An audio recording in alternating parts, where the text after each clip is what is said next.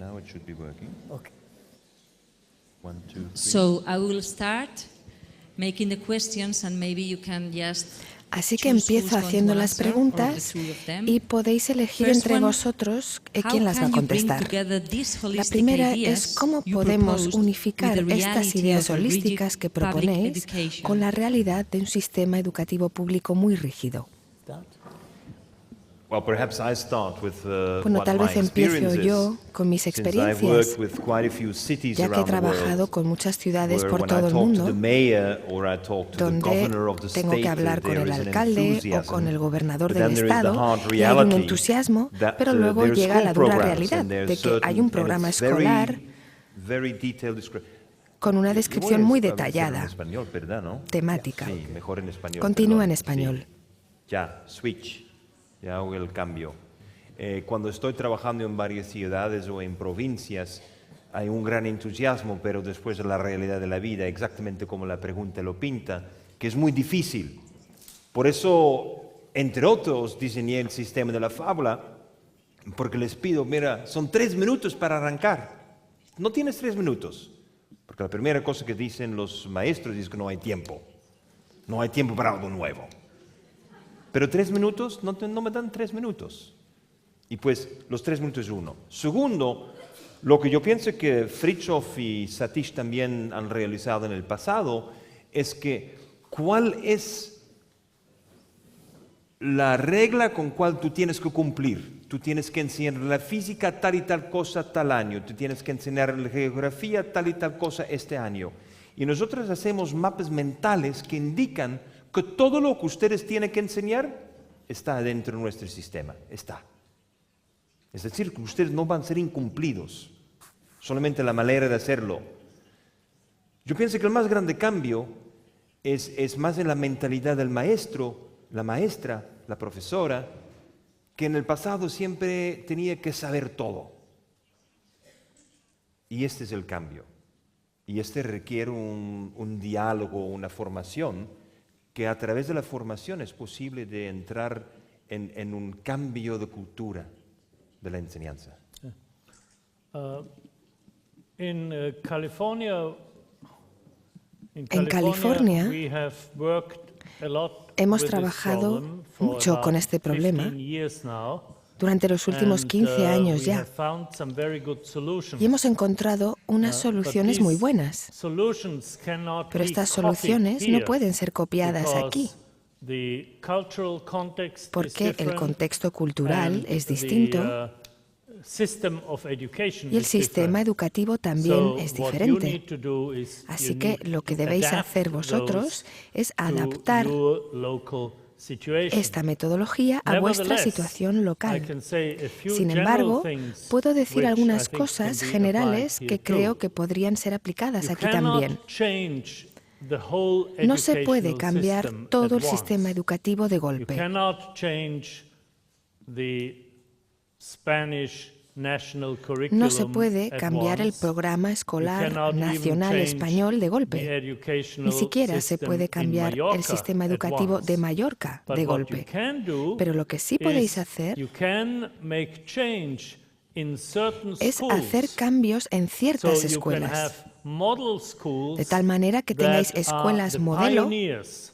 que And sean when las these pioneers pioneras. are successful, Y cuando estas then pioneras more and tengan more éxito, schools entonces will cada join vez them. más And in escuelas this way, se the unirán movement y will así spread. el movimiento se In extenderá. our experience, En nuestra we have experiencia, found that if there is a hemos single descubierto teacher que si hay who is un very solo profesor enthusiastic o maestro in changing que es muy things in her entusiasta classroom, y que quiere cambiar las that this cosas is en not su enough. aula, que esto This no es may suficiente. work if you are lucky, Esto puede but most of funcionar the si tienes time mucha suerte, it will not work pero and will la be mayoría de very las veces stressful. no funcionará So y de you hecho será need bastante a group estresante. of teachers, Entonces hace falta 2 or un 3 equipo, un teachers grupo de who are profesores, 2 o 3 enthusiastic about personas the new way. que sean muy And you entusiastas need por esta nueva the manera. support Y se from necesita el the apoyo principal of del the school. I director don't de know, la you escuela call o the la director, directora. La directora. Sí, the la llamáis la director, directora you o el need the director de la support escuela. of the Tiene director que of the apoyar school. And el then we proyecto. have found Y después hemos descubierto que lo que es más importante, al menos al principio, es crear el espacio para que sucedan debates, conversaciones en torno a estos cambios. Como decía Günther, el elemento o los elementos básicos de una escuela ecológicamente orientada también están incluidos en vuestro programa escolar nacional, o por lo menos muchos de esos elementos básicos. Pero tenemos que reordenarlos y darles otras prioridades, otro orden, de tal manera que la naturaleza quede en el centro, en el eje de la educación, que la vida esté en el eje de la educación. Es un enfoque sistémico. Entonces el pensamiento sistémico debe quedar al centro también. Esta reordenación y reorganización requiere mucho tiempo, porque los profesores dan clase. Vosotros, que sois maestros, lo sabéis, tenéis las manos llenas planificando las clases, los deberes, los exámenes, etc. Así que tenéis que crear un tiempo. En California hemos descubierto que en este punto las fundaciones, por ejemplo, pueden ser muy útiles. Si podéis atraer dinero del gobierno o bien de fundaciones privadas, y no se necesita mucho dinero, porque lo que vais a hacer con ese dinero es pagar a profesores sustitutos que puedan ocupar vuestra plaza en la clase, en el aula, mientras que el profesor sustituido está implicado en ese repensar el programa y reorganizar la escuela. Esos profesores que son entusiastas y que quieren realizar los cambios necesitan tener un tiempo libre para poder trabajar en ello. Y ese tiempo alguien lo tiene que pagar. Así que debéis atraer fondos, por ejemplo, del gobierno, que estén disponibles para formación continua o cosas de ese tipo. ¿No? ¿Os parece que no? ¿Os parece que eso no es posible aquí? O si no, dinero de fundaciones privadas. Nosotros hemos descubierto en California que los maestros eran muy inteligentes, muy listos a la hora de atraer estos fondos. Porque el sistema es muy complejo, pero hay bolsas de dinero. Entonces los maestros y directores de escuelas a menudo saben dónde están esas bolsas de dinero. Así que tenéis que buscarlas y pagar el tiempo de los profesores que están implicados en la reorganización de la escuela. Y como os decía, empezando con unas pocas escuelas. Y cuando ellas tengan éxito, otras se unirán. Siguiente pregunta. Hay algunas preguntas todas en torno a un tema, así que las voy a unir todas. ¿Estos cambios deberían venir de arriba? ¿Qué rol puede jugar el gobierno en traer este cambio de paradigma a la educación? ¿Cómo podemos nosotros, los maestros, llegar a los equipos directivos de las escuelas? Siempre están discutiendo de las limitaciones presupuestarias y las estadísticas.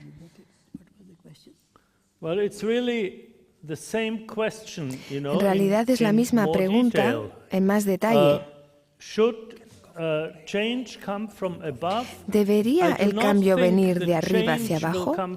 Yo creo que el cambio no vendrá de arriba, sino que creo que vendrá de abajo, de los profesores, de los directores de escuela. Pero lo que puede ayudar muchísimo es que el gobierno legitimice ese cambio. El gobierno puede decir, ya sea la autoridad educativa o el ministro o el conseller de educación, puede decir, vale, nosotros no queremos hacer este cambio, pero parece que vuestra idea es buena y os apoyamos en ello. Os vamos a permitir que lo hagáis. Y esa legitimización por sí sola es muy poderosa. Os voy a contar una historia para daros un ejemplo. Cuando empezamos nuestro trabajo con los huertos escolares, nos dimos cuenta de que hay escuelas que ya tienen huertos. Y también nos dimos cuenta de que muy a menudo lo que los niños hacían en el huerto no estaba conectado con el programa escolar. Entonces, el huerto era una actividad hermosa, pero no era una herramienta de aprendizaje. Así que queríamos conectar el huerto con el programa escolar. Así que unimos una coalición de organizaciones que estaban ya trabajando, desarrollando huertos escolares. Y después organizamos una conferencia, un evento en el que reunimos a la gente. Y fuimos a ver al director general o como el ministro o conseller de Educación de California y le dijimos que íbamos a celebrar esta gran conferencia sobre huertos escolares en Berkeley. Y ella dijo, esto es maravilloso, creo que debería haber un huerto en cada escuela. Esto para ella no suponía ningún riesgo. Decir, ¡ay, estupendo! No le pedimos nada, no le pedimos dinero, no le pedimos que cambiara las leyes ni nada. Simplemente le informamos de que íbamos a hacer esta conferencia. Y ella dijo, maravilloso, debería haber un huerto en cada escuela.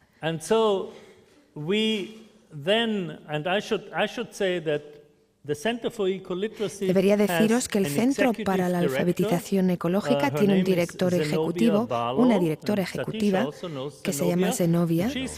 Satish la conoce y ella es muy buena con este trabajo de crear redes y organizar. Entonces Zenobia dijo, vamos a llamar a la conferencia un huerto en cada escuela. Y ese fue el nombre que le dimos, un huerto en cada escuela. E invitó a la ministra de Educación a que viniese a dar una charla clave en la conferencia. Y lo hicimos en la mayor escuela que encontramos, que acogía en su auditorio a 700 personas, pero vinieron 1000 personas. Entonces tuvimos que decirle que no a 300 personas. Cuando la ministra de Educación vio que había tantísima gente, de repente le interesó un montón, porque siendo una persona política, sabe que si algo tiene mucho apoyo, pues esto es muy bueno. Es interesante políticamente. Entonces ella dio esta charla y nosotros hicimos un documento sobre cómo crear un huerto escolar. Y ella compró 5000 copias de este documento y las distribuyó entre todas las escuelas primarias de California. Este es el tipo de cosa que puede hacer el gobierno, porque el gobierno sí tiene dinero para comprar 5000 copias de un librito. Y también tienen la manera, los canales de distribución para que lleguen a las escuelas. Así que ahí hubo 3 cosas. El apoyo que ella dio, después el que ella viniese a la conferencia y fue vista allí, lo cual era bueno para ella y bueno para nosotros. Y luego, en tercer lugar, compró esas 5000 copias y las distribuyó. Entonces, las iniciativas vinieron todas desde abajo, desde las bases, las escuelas, las ONGs, las organizaciones, pero había apoyo del gobierno, lo cual ayudó mucho. Ya es un buen comienzo el que hoy tengamos aquí a 500 maestros y maestras reunidos. La conferencia que menciona Fritjof ya está pasando aquí, así que vamos a construir sobre este encuentro. Y el ministro de Educación ya está aquí en el auditorio, está sentado con vosotros escuchando estas conversaciones. Así que ya tenemos un buen comienzo. Y como decía Fritjof, si hay voluntad, hay manera de hacerlo. Vivimos en una democracia. Y si la gente quiere algo, el gobierno lo tiene que hacer. El gobierno no es el jefe. El gobierno es el servidor de la gente.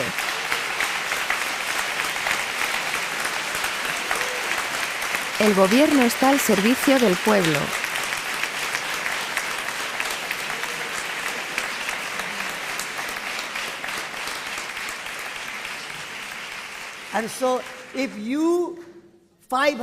Así que si vosotros, 500 profesores que estáis aquí, le decís al ministro de Educación y al gobierno, este es el tipo de educación real, holística, sostenible, humana que queremos. No queremos solo esa factoría de aprobar exámenes sin nada más. Entonces el ministro tendrá que escuchar.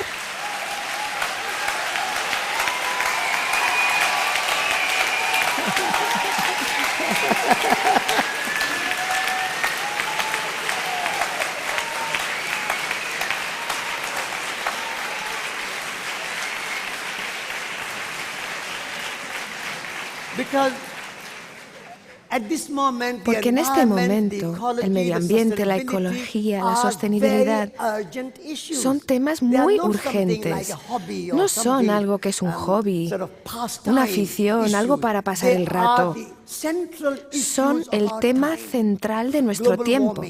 Calentamiento global, cambio climático, explosión de población, recursos que se acaban, pico del petróleo, tantos problemas a los cuales se enfrenta el mundo hoy en día.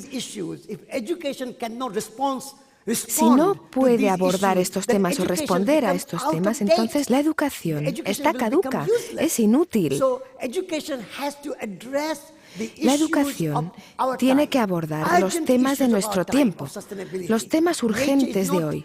La sostenibilidad, la naturaleza, no es un tema accesorio, sino que es la fuente de nuestra vida. Y lo hemos estado ignorando en el nombre de la industrialización, el progreso, los ordenadores, los móviles. No vais a comer ordenadores, vais a comer alimento. Y nuestro sistema educativo no aborda estos temas. Así que la pelota está en vuestro campo. En el campo de los profesores, los padres y madres tenéis que exigir al gobierno que queremos estos cambios y queremos que el sistema educativo aborde los temas urgentes de la ecología, medio ambiente, nuestra tierra, la naturaleza, nuestra comunidad y nuestra sociedad.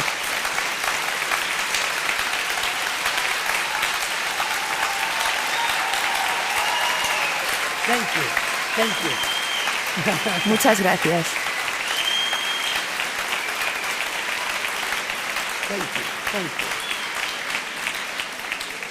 Tal vez puede añadir algunas experiencias mías. En el caso de nuestro trabajo en Brasil, en el trabajo en Colombia, el trabajo que hicimos en Suecia, en Alemania, fue muy importante para nosotros tener la aprobación del sindicato. El sindicato de los maestros, de los profesores, es muy fuerte en muchos países, no sé con ustedes, pero en nuestro país muy fuerte.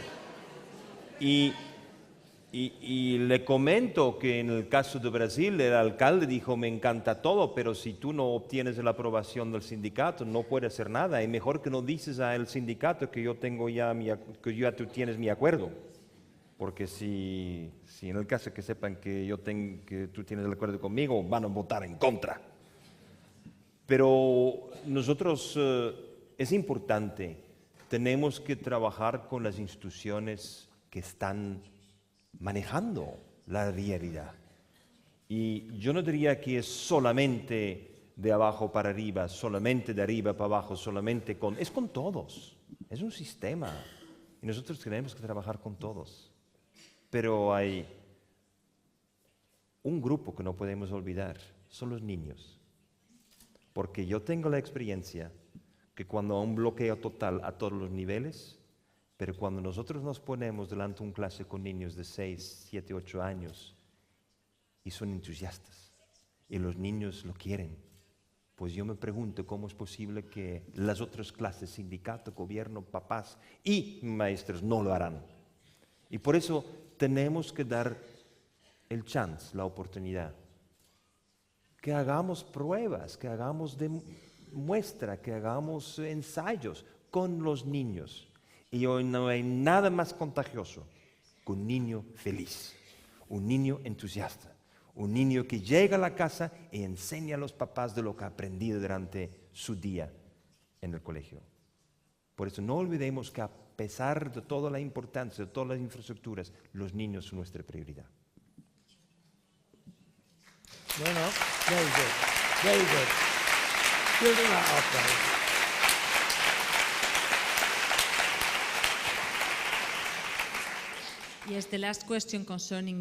Y la última pregunta, dentro de esta visión global, trata sobre el paso siguiente. En vuestra experiencia, ¿cuál sería ese paso siguiente? ¿Cómo podemos continuar? ¿Cómo podemos unificar a la gente para poder llevar estas ideas a la práctica real? Yo diría que dada esta situación que tenemos aquí hoy y este entusiasmo, el siguiente paso sería organizar un grupo de trabajo o un grupo de estrategia que decida cómo hacer un proceso de selección de ciertas escuelas que realmente y en serio quieran hacer este proceso de cambio. Y la pregunta ahí es cómo comunicarse para que todos vosotros, que sois profesores y profesoras que estáis aquí, podáis estar en contacto con el grupo de estrategia. Tal vez podríamos decir que, gracias a que además tenemos otro día mañana, Guillem y su equipo podrían definir una manera en la cual vosotros podáis estar en contacto por email para así seleccionar este grupo de estrategia, este grupo de trabajo. Es una cuestión de organización y también de comunicación. Creo que esto lo podemos diseñar este mismo fin de semana. Yo creo que eso aún tarda demasiado. Tiempo. No podemos montar solamente comités para discutir y hacer estrategias. Es importante y concordo con Fritjof. Pero yo sé que la oportunidad de nosotros tres de intercambiar directamente con ustedes es raro, único para nosotros y único para ustedes. La próxima oportunidad que los tres estaremos juntos aquí no es en un mes ni un año. Esperamos tal vez en un año. Por eso yo en el pasado he seguido una estrategia muy simple. No translation. No translation. Ya está traduciendo, ¿eh? Ya, la traducción ya vuelve. No, eso es la parte secreta. No viene traducido. Tal vez las pilas, tal vez la batería. ¿Cómo se hizo? Un cable. Bueno. ¿Ya? Oh, yeah. Okay. Ya, ok. Fine. Mira, ustedes ya conocen mis fábulas. Espero que mañana las cajas lleguen que están en el aeropuerto. Pero tengo mis fábulas. Y yo sé que el problema es presupuestario. Yo sé que no hay plata. Yo tengo un curso en la universidad que es cómo montar su empresa sin experiencia, sin plata. Porque lo que pasa es, lo que nosotros estamos hablando, no hay experiencia y no hay plata. Dinero. Y esta es la realidad de la vida. No hay dinero por algo nuevo, ya. Por eso tenemos que hacerlo con la única energía que hay, es una energía humana. Pero se necesita material. Y el material se tiene que traducir o se tiene que comprar y no hay plata. Por eso yo diseñé una estrategia innovadora en varios países y podemos hacerlo aquí, muy rápido. Ustedes conocen la impresora Offset, la gran impresora que tiene una banda de control. La banda de control lo adaptamos gráficamente para imprimir mis fábulas en la banda de control. Y lo cortamos. La única cosa que tenemos que hacer es doblarlo. Y así tú tienes una fábula completa, doblada, chiquita. Gratis, porque pagan papel, pagan tinta, pagan todo. Y con esto, por ejemplo, acabo de llegar de la República Dominicana y hicimos un acuerdo local y los 2 millones de niños en los próximos 3 meses van a recibir todas las fábulas cada semana gratis. ¿Pero gratis con qué? Porque utilizamos el desecho de la impresora, offset. Tenemos que vivir la oportunidad que hay mucho papel disponible, pero tenemos que ser creativos. Y por eso lo pusimos en la práctica. Pues por favor, ¿quién tiene que imprimir mucho en Palma, en los Baleares? Gobierno, una banca, un seguro, la empresa de turismo. Pero todos que utilizan una impresora offset están utilizando esta banda. Y lo que pienso que es muy importante, en todas las iniciativas tenemos que tener algo concreto inmediato. Porque este es lo que mueve a la gente. Y este es lo que hace falta. Y pensar en términos, no hay presupuesto, pero sí vamos adelante. Y si lo quieren, les regalo los derechos de autor para imprimir ahí en la banda gratis. Very good.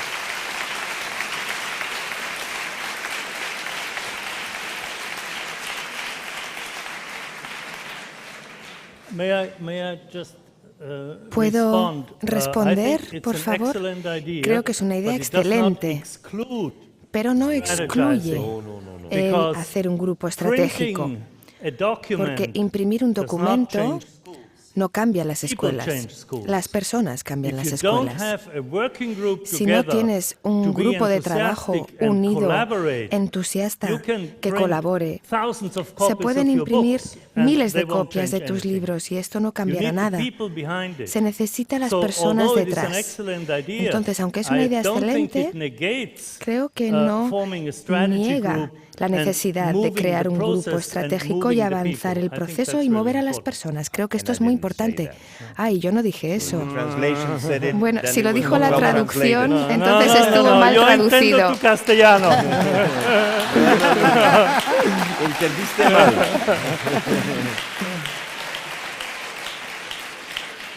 But we agree that both need to be pursued. Pero estamos de acuerdo. Estamos de acuerdo en que ambas cosas hay que hacerlas. Y la tercera cosa, además de crear un grupo estratégico y además de imprimir las fábulas de Gunther, la tercera cosa que a mí me gustaría hacer, el siguiente paso, para el cual no necesitáis dinero ni permiso del gobierno, es aprovechar que Mallorca es una hermosa isla y gran parte de Mallorca está todavía sin estropear. He estado caminando y conduciendo por la isla. Hay partes de la isla que son muy turísticas, con muchos hoteles, etcétera, cerca de las playas, pero entre medio hay un paisaje natural hermoso y sin estropear. Cada escuela debe sacar a los niños a la naturaleza como mínimo 1 hora por semana.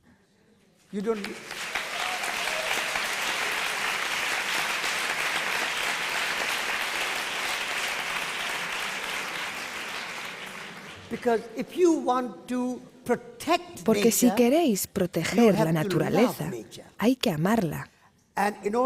Y para poder amar la naturaleza hay que conocerla. No se puede conocer la naturaleza en Internet y mirando fotos bonitas del océano y fotografías de los montes y los pájaros y los árboles. La naturaleza real no está en el Internet ni en la televisión. En Inglaterra tenemos un famoso documentalista llamado David Attenborough y yo digo que hasta eso es falso.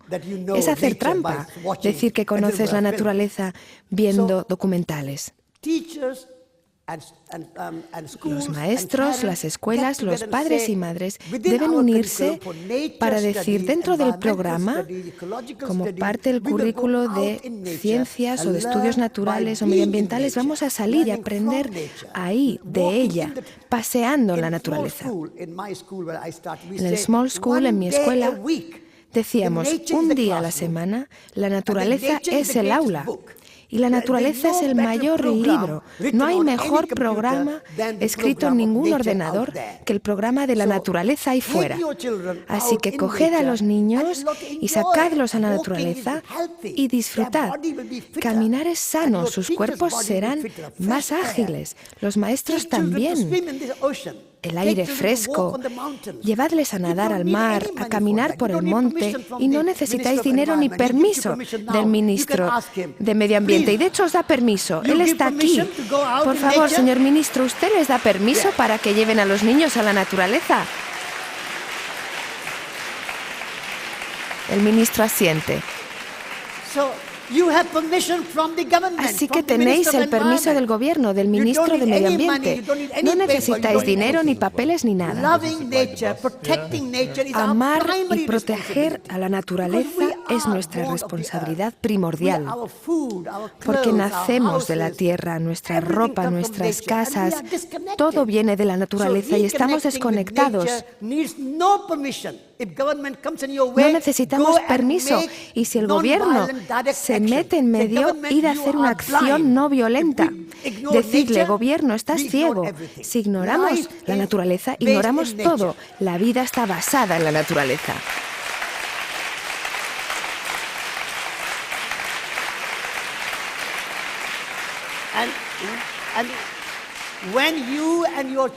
Y cuando vosotros y vuestros niños conozcáis, améis y protejáis a la naturaleza, entonces todo este turismo, estos hoteles, estas carreteras, cuando empiecen, la gente dirá no. Dirán no a los hoteles, a las discotecas. La gente dirá queremos árboles, 1 millón de árboles para Mallorca. Esa es la manera de educar. La educación está en la naturaleza, es muy sencillo. No hay grandes teorías ni ciencias complejas. Salid a la naturaleza, aprended de ella, estaréis bien. Incluso la gente mayor que tiene tierra, que no puede trabajar, hablad con ellos y decidles, podemos traer a los niños a cuidar vuestro huerto, a cultivar, a plantar semillas. Os daremos tomates y los niños también tendrán tomates. ¿Por qué no? Donde hay voluntad, hay la manera de hacerlo. Esto es lo que yo creo.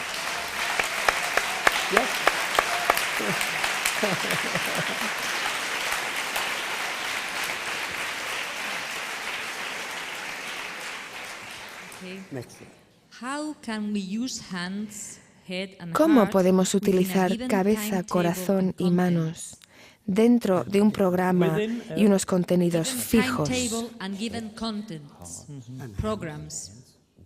Con un programa escolar fijado de antemano. ¿Qué es importante, los horarios o los niños? ¿Acaso son los niños para el horario o es el horario para los niños? Tenéis que preguntaros eso cada día. Cuando tengáis el horario delante, deciros, ¿este horario es adecuado para los niños? Y si no, cambiadlo. Cambiadlo para que sea adecuado para ellos, porque vuestros niños son el objetivo principal, no el horario. Así que mira el horario y pregúntate lo bueno que es. Como decía Gunther, en Bután, el comité se sienta para decir, ¿debemos unirnos a la Organización Mundial de Comercio, la OMC? ¿Es la OMC para Bután o Bután para la OMC? Esa es la pregunta. Y se preguntaron, ¿la OMC va a hacer que la gente de Bután sea feliz? Y respondieron no. 19 personas dijeron que no y 5 que sí. Entonces ese fue el voto. No se unieron a la OMC porque no vieron que fuese a hacer a su gente feliz. De la misma manera tenéis que hacer esta pregunta. ¿Este horario va a enfatizar la felicidad, el bienestar y la educación de mis niños? ¿De corazón, de cabeza y de manos?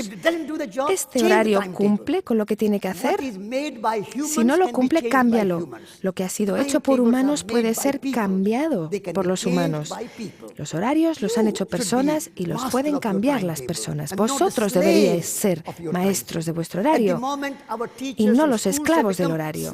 Ahora mismo los maestros en las escuelas son esclavos del horario. Tienen que seguir el horario e ignorar a los niños. No es una sorpresa que la educación sea un desastre.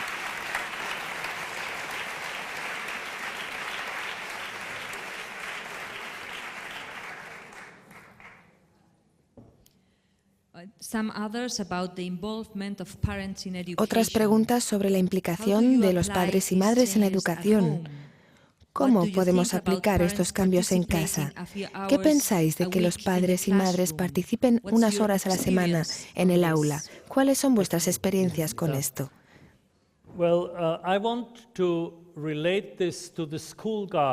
Quiero vincular esto con el huerto escolar.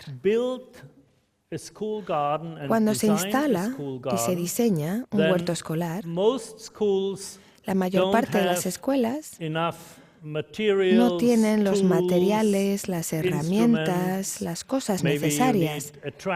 Tal vez se necesite un motocultor, o un tractor, o una sierra, o unas palas, o carretillas. Las distintas herramientas necesarias para hacer un huerto no suelen estar disponibles en las escuelas, pero están disponibles en muchos hogares. Y en muchas casas están ahí muertas de risa porque la gente no las utiliza todo el tiempo.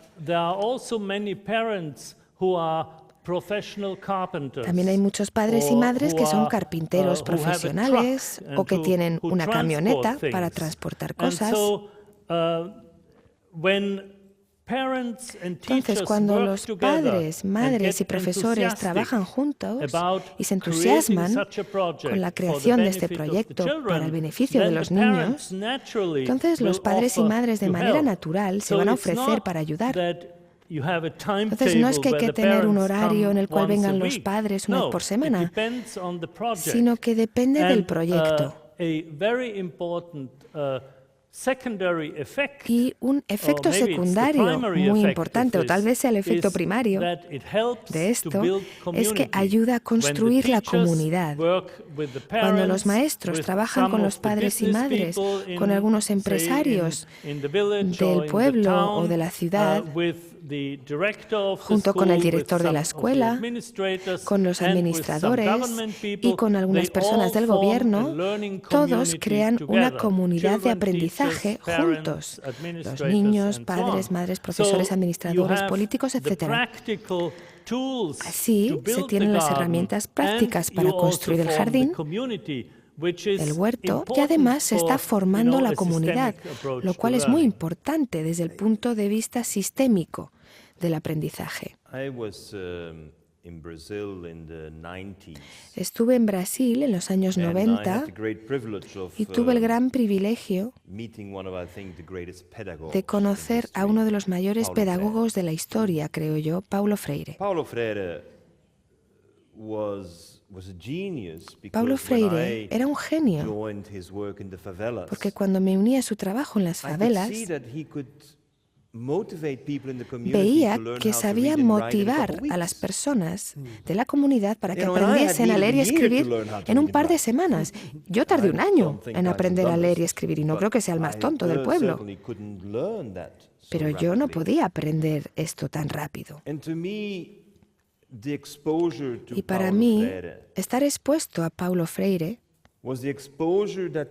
supuso estar expuesto a la enseñanza de lo importante que es enseñar a leer y escribir para que la gente pueda tener herramientas para responder a sus necesidades básicas.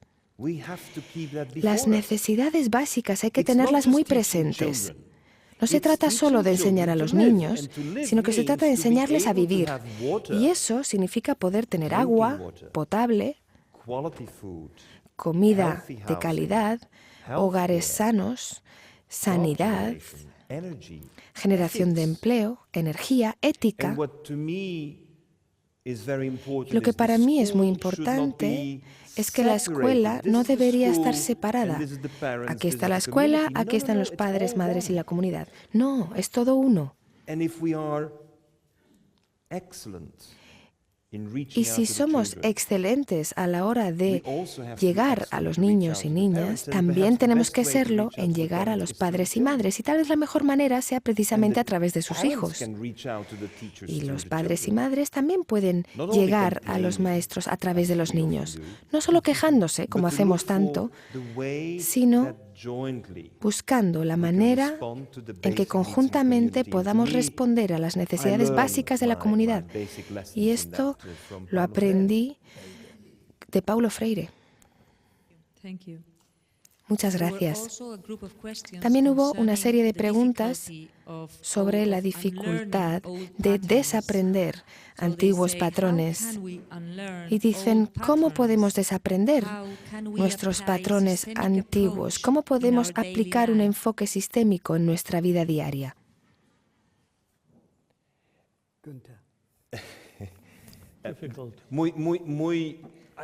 Tú sabes que la sociedad se mueve o porque hay crisis o porque hay oportunidad. Y yo pienso que lamentablemente nuestra sociedad en el pasado solamente ha estado dispuesta a cambiarse cuando hay una crisis grave. Nosotros cambiamos nuestra vida cuando tenemos un cáncer, dejamos de fumar, pero antes no. Cuando tenemos diabetes nos dejamos de tomar demasiado azúcar. Es decir, nosotros tenemos que estar confrontados con la crisis para decidir, cambiámonos. Pero por favor, yo prefiero seguir, como ustedes lo han sentido esta mañana, yo prefiero seguir otra manera. Deshacer el conocimiento del pasado implica estar expuesto a tantas oportunidades tan maravillosas que no tiene sentido de cambiar como lo hicimos en el pasado. Y esta es la educación. Educación no es imponer, es exponer. Cuando nosotros exponemos a los niños todas las oportunidades, como he hecho esta mañana con algunos casos concretos, la gente mija, se imagina muchas cosas. Estoy muy agradecido a un joven que viene a decirme que él quería seguir fuera de la sociedad, pero mirando las oportunidades, quiere estar dentro de la sociedad para cambiar la sociedad. Y por eso, esta plataforma educativa es una plataforma educativa que nos permite a pintar las oportunidades de la vida, ilimitadas. Y con esta visión de las oportunidades de la vida, casi todo el mundo estará dispuesto a cambiar y deshacer el conocimiento del pasado. Thank you. Gracias. I would like to add that, Me gustaría añadir que lo que enseñamos en las escuelas no solo es conocimiento, sino también ciertas maneras de pensar y ciertas habilidades. Y esto, de hecho, es mucho más importante hoy en día que enseñar datos factuales. Una escuela que crea una comunidad de aprendizaje real, el hecho de enseñar se convierte en una aventura, porque no siempre es el maestro quien propone el tema, sino que puede ser un alumno quien proponga el tema del día. Entonces, darles a los niños la oportunidad de implicarse en el proceso de enseñanza puede ser muy inspirador. Yo generalmente no doy clase a niños, sino que doy clase en universidades y doy seminarios para profesores en el Centro para la Alfabetización Ecológica. Pero hace mucho tiempo, en el pasado, cuando escribí mi primer libro, El Tao de la Física, vivía en Londres y no tenía un trabajo en la universidad, sino que estaba ocupado escribiendo mi libro. Pero tenía que ganar dinero, así que di clases de matemática en una escuela de niñas y les daba clase de matemáticas a niñas de 12 años. Y hay un día que aún recuerdo que estaba dando clase de matemáticas y estábamos hablando de polígonos, enseñándoles a construir un triángulo y a construir un hexágono. Y entonces llegué al octógono con 8 vértices y de repente no sabía hacerlo. Y dije, anda, no sé cómo se hace un octógono. En el momento en el que dije no lo sé, Toda la clase se despertó. Todas de repente se interesaron un montón. ¡Ah, el profesor no sabe! Y fue muy inspirador para ellas. Esto me dio 2 minutos de tiempo. Y de repente dije, un momento, son 2 cuadrados. Si puedes hacer un cuadrado y otro cuadrado, tienes un octógono. Y claro, esa es la manera de construirlo. Y entonces ya me acordé. Pero el hecho de haberlo olvidado por un momento y que en esa situación el profesor no sabía algo y después lo recordé, pero podía haber pasado que una de las niñas dijera, oye, son 2 cuadrados. Fue muy revelador, y es que enseñar de esta manera se convierte en una aventura. Nos da la oportunidad de ir más allá de los patrones antiguos. Al permitirnos la libertad de explorar las cosas y a veces de decir, pues no lo sé, esto puede ser una de las cosas que más inspiren a los estudiantes cuando el profesor admita esto. Estoy muy de acuerdo con Gunther y con Fritzof y me gustaría añadir de nuevo una tercera dimensión,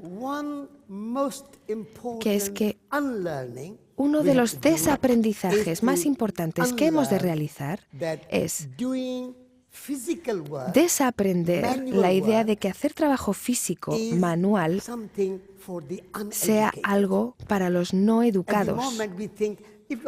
Ahora mismo se piensa, bueno, si eres trabajador manual en una granja, en la construcción o fontanero, o si haces muebles, este es un trabajo más bajo. Si eres una persona con educación, con formación, estás con un gran ordenador, en una gran oficina, con un gran salario, sobre todo si estás en un banco, por ejemplo. A los banqueros se les pagan miles de euros al día, pero si eres trabajador en una granja o en la construcción, o si estás haciendo aceite de oliva, igual se les paga 50 euros al día. ¿Por qué es esto? ¿Acaso contar cifras en un ordenador es más importante que hacer aceite de oliva? Tenemos que desaprender esta idea de que hacer trabajo físico y producir alimento, construir casas, hacer zapatos, hacer muebles, hacer reparaciones, que todo esto es un trabajo bajo o retrasado y que la gente realmente avanzada no hace nada con sus manos, sino que juega con los ordenadores y con las cifras. Este es el prejuicio más importante de la sociedad moderna. Y así se están exportando todos los empleos a China, porque están diciendo, toda esa gente campesina, poco educada, más pobre, que hagan eso. Nosotros solo vamos a gestionar el dinero. ¿Y qué pasa? Una crisis bancaria. ¿Qué pasa? Crisis del Banco Central Europeo. ¿Qué pasa? Crisis en Grecia. Crisis en Italia. España está en crisis también. Espero que Mallorca no esté en crisis.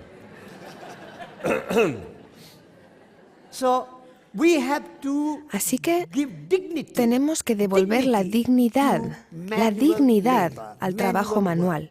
Mahatma Gandhi, que fue uno de nuestros héroes en la India, el mejor líder en la India, él hilaba con la rueca cada día. No importaba lo ocupado que estuviera, posponía la reunión con el gobierno o con el político, decía, primero tengo que hilar con mi rueca, tengo que cortar las verduras, tengo que trabajar el huerto. Mahatma Gandhi, Tolstoy, devolvían la dignidad al trabajo manual. Una de las cosas que ha aprendido nuestra sociedad es que hacer algo con las manos es algo retrasado, mal pagado y no bueno. Esto hay que desaprenderlo. Hay que aprender que hacer algo con tus manos es muy digno. Solo a través del trabajo manual nos expresamos. A través del trabajo encontramos la felicidad espiritual. Mostramos nuestra creatividad, nuestra imaginación. Es una manifestación. Y este es el mayor desaprendizaje que tenemos que realizar en este sistema educativo. Las universidades han dejado de lado todo el buen trabajo. Se dedican solo al trabajo mental. Y creo que esto es una situación trágica en nuestro sistema educativo. Hay que cambiarlo, desaprendedlo y devolved la dignidad al trabajo manual humano y que vuelvan los empleos de la China.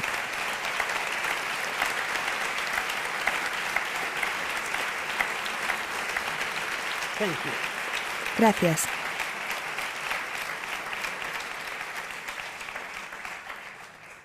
In that line, quiero seguir con esta línea de pensamiento. Ustedes han visto esta mañana la construcción de bambú que hicimos en Alemania y en Colombia. Pues yo tenía que traer de Colombia 41 obreros colombianos para construir el pabellón de bambú, porque sin ellos fue imposible. Cuando los alemanes al final del día me dieron el permiso de construcción, después de haber construido ya 2 veces lo mismo, pero son los ingenieros alemanes, después de haber obtenido el permiso de construcción, los alemanes se dieron cuenta que esta es una obra maestra, ein Meisterstück. Y ein Meisterstück, una obra maestra, tiene Meister. Y por eso los 41 obreros colombianos salieron de Alemania con diploma de Meister. Todos. Y lo que ahora, como tú me lo cuentas, me recordó que el alemán tiene la dignidad de reconocer que aunque no conocieron nada del bambú, que no entendieron nada de las uniones, pero la ciencia comprobó que cumplía con todas sus reglas y por eso todos son maestros. Que normalmente es un trabajo de 10 años en Alemania. Tú no eres un maestro en un año, ni debes haber trabajado 3 meses en un proyecto como esto. Y ahora me doy cuenta que el alemán aprecia esta dignidad. Y ahora el impacto para estos obreros es que estos obreros se sienten muy dignos. Es muy importante que no solamente recibieron el reconocimiento. Y digamos como es, un colombiano que quiere viajar al mundo tiene problemas con su pasaporte, porque la visa no se le da muy fácil. Pero tiene una aplicación para visa con pasaporte colombiano, pero con diploma de maestro alemán se le da la visa. Very good, very good. Very good. Hablabais de la observación. ¿Cómo podemos observar y responder a la amplia diversidad humana y diversidad de estilos en una clase de 35 alumnos? ¿Cómo podemos hacer un aprendizaje individualizado en clases tan grandes? How can we secure that children, even they're very diverse, in big classes, can still express their individuality? Okay. Well, what we do. Okay. La voy a repetir porque las traductoras no la han oído. Okay, the translators didn't hear the question, so I'm going to repeat it. Okay. Okay. So it was concerning observation. Tiene que ver con la observación esta pregunta. ¿Cómo podemos observar y responder a la amplia diversidad de estilos en una clase de 35 alumnos? ¿Cómo podemos darles una atención individualizada en clases tan grandes? Quiero decir que en nuestro programa de alfabetización ecológica enseñamos que la diversidad es uno de los principios de la ecología, que además es muy importante. Mencioné en mi charla de antes que la diversidad promueve la resiliencia en la naturaleza, fortalece los sistemas en la naturaleza. Y esto está relacionado directamente con la estructura en red de un ecosistema. Un ecosistema es una red de alimento y una red de organismos, de especies que trabajan juntas, transportando y reciclando los materiales, la materia, transportando energía, alimentándose unos de otros, dándose cobijo unos a otros, etc. Entonces hay toda una red muy amplia. Cada especie, si queremos formalizarlo en un diagrama, y como sabéis por los libros de ecología que existen estos diagramas de las redes de alimento, cada especie es una hebra en esta red. Supongamos que hubiese un cambio medioambiental dramático, una catástrofe, un cambio del clima, y una especie o bien se elimina o se merma muchísimo. Si la red tiene una o más especies que sean casi iguales pero un poco distintas, entonces esa especie podrá cumplir la función de la que ha desaparecido y la red seguirá funcionando más o menos igual. Y cuantas más especies haya, es decir, cuanto más compleja sea la red, más resiliente o resistente a los cambios será. La complejidad de la red significa biodiversidad. Entonces, cuanto mayor biodiversidad, más resiliente, resistente es el ecosistema. Lo que hacemos es traducir esto a las situaciones humanas. Y decimos, cuanta mayor diversidad humana, más capaz será la comunidad de resolver diferentes problemas. Entonces, en un aula, algunos alumnos serán muy buenos en lenguaje y matemáticas, otros serán muy buenos imaginando espacio y movimiento y diseñando objetos en el espacio.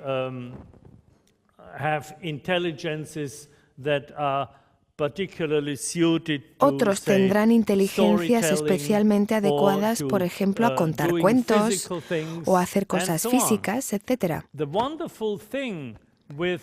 Lo que es maravilloso del huerto escolar o de llevar a los niños a la naturaleza es comprobar que esos niños que son muy buenos, por ejemplo, en matemática o en francés, no son necesariamente los mejores en el huerto. Entonces el huerto hace que emerjan diferentes inteligencias y muestra esa diversidad.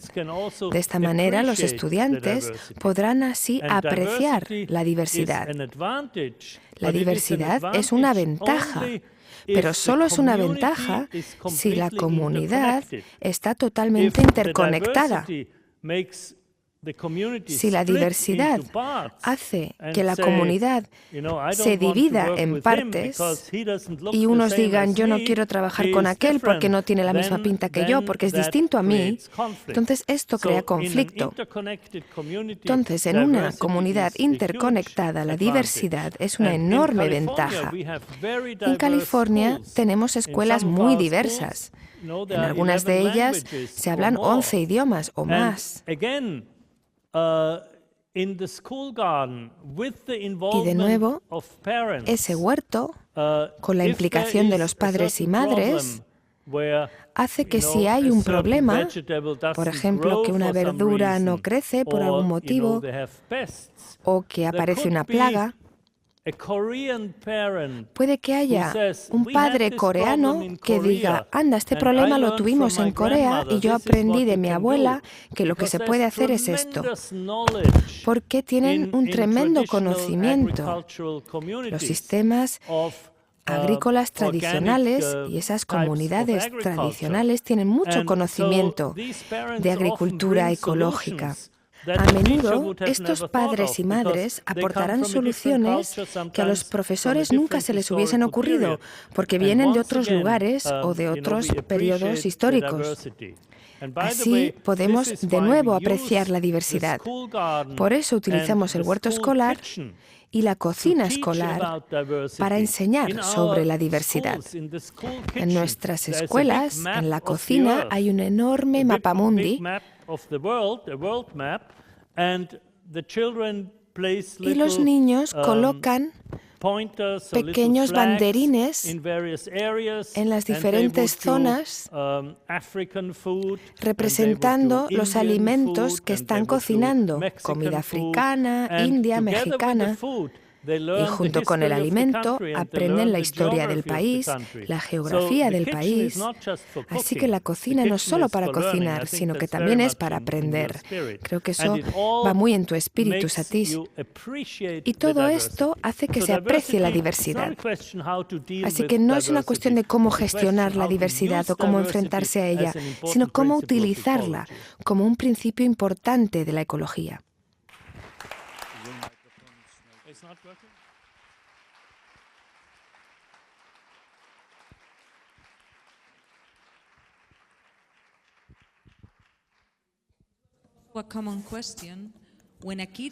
Una pregunta muy común es, cuando un niño tiene más de 8 o 10 años, ¿estamos a tiempo de hacer que su genio pueda emerger? ¿Que su genio interior pueda despertar? Genius. Ah, el genio. Sí. Obvio, a todas las edades. Pues obvio, todas las edades tenemos la capacidad de despertar el genio nosotros. Yo pienso que es muy importante que siempre exponémonos a algo nuevo. Lo que yo aprendí del Dalai Lama, por ejemplo, es que por lo mínimo una vez al año tenemos que ir a un sitio donde nunca hemos estado, para que nos sentimos un poco incómodos, para que no tengamos los contactos establecidos, para que tenemos que pensar un poco fuera de la caja negra. Porque a nosotros nos gustan las cajas negras aire acondicionadas, porque ahí estamos muy cómodos. No, yo pienso que lo importante es de poder reconocer que todo el mundo, en cualquier momento de la vida, tenemos la oportunidad de despertar el genio nosotros, siempre, sin excepción. Yeah. Very good. Very good. Muy bien. Y esta idea que las células cerebrales no funcionan más, este es un chiste, es un mitos. Y que solamente hasta las 12, hasta las 15 tenemos las células cerebrales que se desarrollan. No, depende de nuestro masaje cerebral. ¿Sabes que nosotros necesitamos masajes cerebrales? Desafiarnos. Y yo le digo un ejemplo con mis hijos. Pues cada año yo llevo a mis hijos a un sitio donde ni ellos ni yo hemos estado antes. Y nosotros tenemos que imponernos la incomodidad para encontrar el genio nosotros, no la comodidad. Y una vez llevé a mis hijos al Antártico, en enero, para dormir afuera con el cielo abierto. Y me declararon loco, pues mi señora dijo que, por favor, arriesgando... Sí, es colombiana, imagínase. Pues lo que pasó es que yo me fui con un sami. En los samis, la primera cosa que enseñan a los niños es cómo sobrevivir afuera. Porque si tú te pierdes con tu reindeer, pues tú estás bloqueado, tú tienes que saber cómo sobrevivir. Nosotros pasamos 3 días afuera, en el Antártico, sin tener protección natural, siempre viendo el cielo. Y sobrevivimos perfecto. Pero lo importante es que nosotros allá tenemos la oportunidad no solamente de aprender nuestra incomodidad, aprendemos de la crisis cuando no sabemos qué hacer. Pero en equipo, con la inteligencia local. Por ejemplo, mi hijo menor, el Sam me había dicho, para dormir, quitar los zapatos. Dije, este señor, quitar mis zapatos, van a congelar mis zapatos. No. Cuando mantienes los zapatos puestos, tú congelas tus piernas, tus pies. Él no le creía. En la mañana se despertó con los pies congelados. Y el Sami dijo, tienes que quitar ahora zapatos y medias y correr. Y me miró, pero con el dolor no sabía hacer otra cosa que seguir el consejo de este sabio. sacó sus medias, él corrió 5 minutos y después el sabio dice, ven para acá con tus pies. Y le dio un masaje con árnica. Nunca más en su vida ha tenido los pies fríos. Nunca más. Señoras, importante, ¿eh? Pero lo que pasa es que nosotros tenemos que ofrecerle espacio de una crisis controlada. Porque nosotros, especialmente en un ambiente de aprendizaje, generamos un ambiente de comodidad. Aprendemos de nuestras crisis, que de vez en cuando aseguramos que tengamos una crisis, porque si no hemos pasado por una crisis y nos pega duro, es durísimo. Y por eso nosotros tenemos que prepararnos mejor e imponernos de vez en cuando una crisis. Imponémonos, preparando ese cerebro. Así las células cerebrales funcionan siempre. Very good. Very good. Muy bien.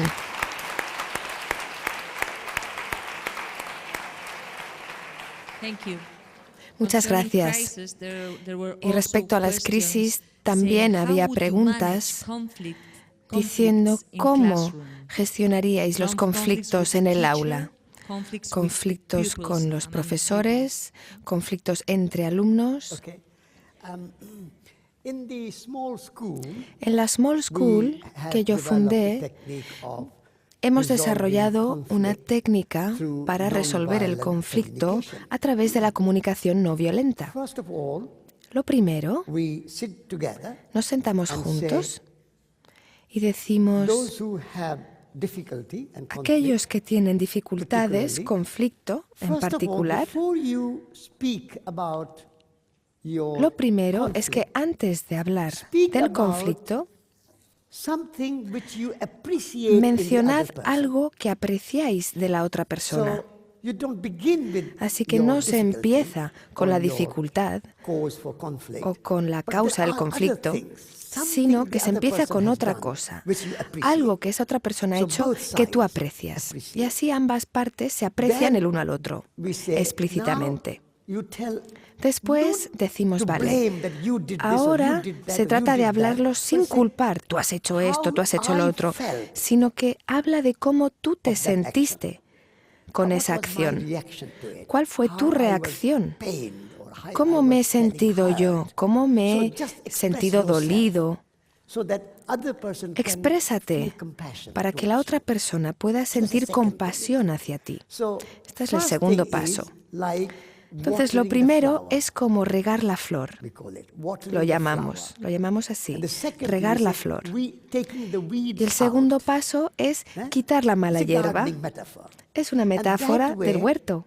through communication, Y así, a través de la you can resolve comunicación, conflict. podemos resolver el conflicto. And we also teach children También how enseñamos to a los speak niños truth cómo or hablar, speak it or learn to speak cómo it decir sweetly. su verdad, If pero you know- hacerlo if you say, "I con want to tell the dulzura. truth", but you Si don't know dices, how to quiero say decir it la verdad, non-violently pero no sabes and decirlo de sweetly, forma no violenta then y de forma dulce, your truth might entonces hurt tu verdad somebody's puede feelings. hacer daño a Your otra truth persona, might be violent. puede ser So, violento the conflict hacia between otra persona. violence, non-violence, Entonces, el and truth. conflicto entre Which comes violencia y first? no violencia For y la us, verdad, ¿qué viene non-violence primero? comes Para first. nosotros, primero And es la truth no violencia. Y en So, segundo lugar, say- viene la verdad. say the truth, Entonces, but es learn decir to la speak verdad, it sweetly. pero aprende a And if you decirla haven't learned, con then dulzura. wait. Y si no lo has And aprendido find aún, a entonces skillful espera means of y speaking encuentra and la communicating. manera So habilidosa this de way, comunicarte. we train our De young esta manera children entrenamos to- a los niños because pequeños, conflict is human. porque el You are conflicto never es going to humano. have a situation Nunca where tendremos una all the situación conflicts are resolved, en la cual todos everybody los is happy conflictos and estén utopia. resueltos There's no such y todo thing. el mundo esté There will feliz. always Esto be es una some problem. utopía, no But you have to existe. develop some skillful means, Pero hay que skillful desarrollar techniques unas maneras y of unas communication, of técnicas speaking, of habilidosas watering the de flower, or comunicarse, removing the weeds, or de regar la dealing flor, with your de anger. quitar la mala hierba, Because we de said, gestionar if tu you are enfado. angry, Porque decimos, si estás who is enfadado, being hurt with your ¿a quién anger? estás haciendo daño You con tu enfado? or the person ¿A ti you are angry with? o a la otra You. persona con la que Because estás enfadado? when you are Pues a angry, ti, you are- porque cuando estás enfadado, You are excited, you are estás somehow, excitado, estás incómodo, te estás haciendo daño a ti mismo con ese enfado. Entonces, este tipo de entrenamiento de forma regular es muy importante en las escuelas. Yo tengo pues en mis fábulas, tengo en total 72 personajes con caracteres muy diferentes. Y les describo también el carácter, pero es muy importante que el niño en general que se siente mal en una situación es el chiquito. El niño siempre tiene a alguien otro que es más poderoso, más fuerte. Y por eso lo que intentamos de desarrollar con los niños que se sienten pues débil en el juego del poder en un ambiente como el colegio, que aprende a poner las preguntas, preguntar cosas, pero con un lenguaje suave, humilde y de ignorante. Y tengo el ejemplo, por ejemplo, de un hongo que se encontró con una vaca. Innocent, maybe innocent. Innocent. Una vaca que está comiendo un pasto, está delante de un hongo, el hongo dice, ¡no me comes! Y la vaca lo mira y dice, ¿quién eres tú? Bueno, yo soy un hongo. ¿Qué haces por acá? Yo pues estoy creciendo con mis amigas. Sí, ¿y a qué te sirves? ¿A qué sirve tú? Pues yo no sirvo para mucho.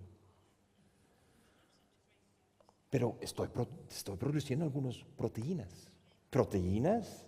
¿Comida para los niños? Yo, la vaca, soy la que produce todo, no tú.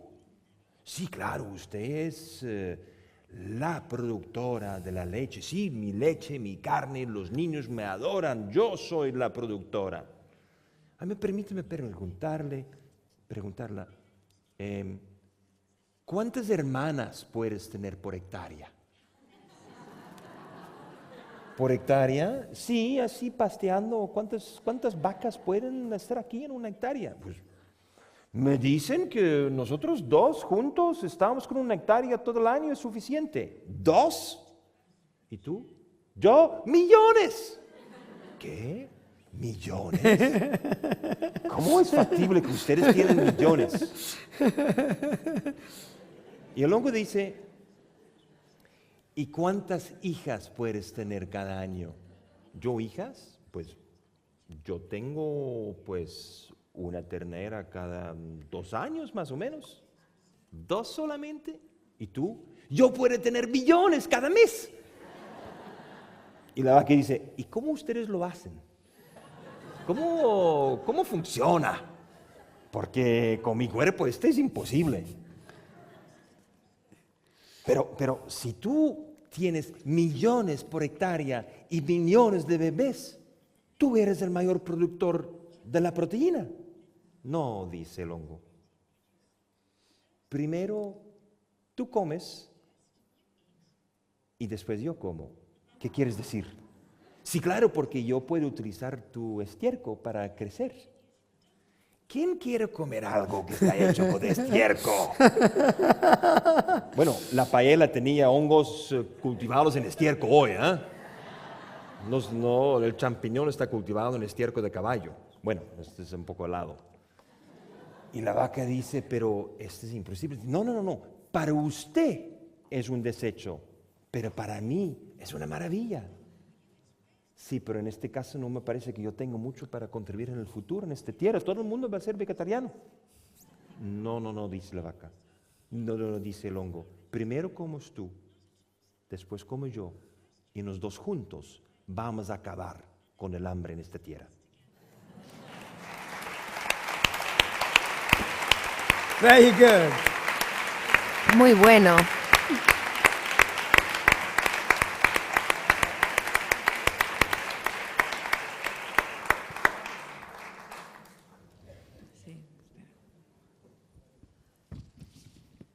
Queríamos agradecer a todos vuestras preguntas y agradecerlos a ellos con un gran aplauso a los tres todas estas respuestas.